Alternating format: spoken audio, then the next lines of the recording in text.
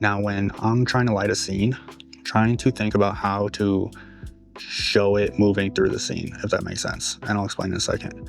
That's gonna help you add a lot of depth to your image. And the easiest way to do that is to show as many edges and corners as possible.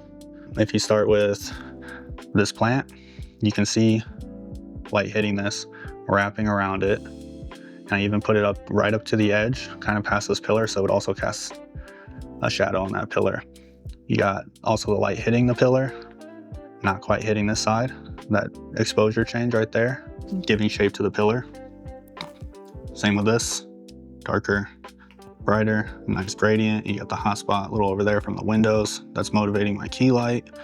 You got this window over here, wrong side.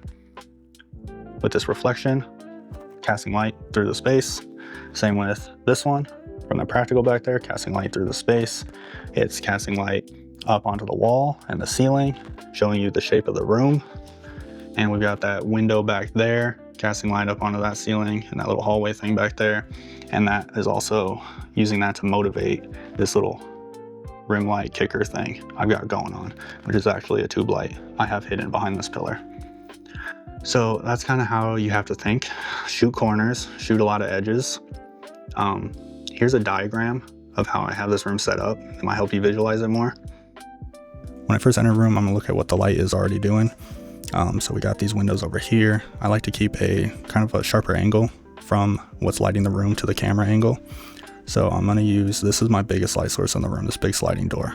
So I'm gonna go off that. So it's almost a 90-ish degree angle. And I've got this light over here, which is what is motivating my key light, which is right there. Now, I like to put my key light on the same side as these main lights here, whatever is lighting the room primarily. And that's because this is going to hit any furniture or anything in the room and cast shadows that way. And same over here, it's gonna cast shadows this way where the light can't reach it. So by putting my key light over here, it's gonna make sure that all the shadows on me are also being cast that way and help me blend into the room more. So we got these windows over here, which is helping give shape to the room, but it's also motivating this rim light that I have hidden behind this pillar. It's a tube light, which is casting that kind of line on my arm, inside of my face. And then we got this practical, which is casting light into the corner, showing you the shape of the room because it's a little dark back there. I also have it set pretty low because, especially since it's so close to my face in the shot, I don't want it to be a distraction. Generally, you want the subject to be the brightest thing in the shot.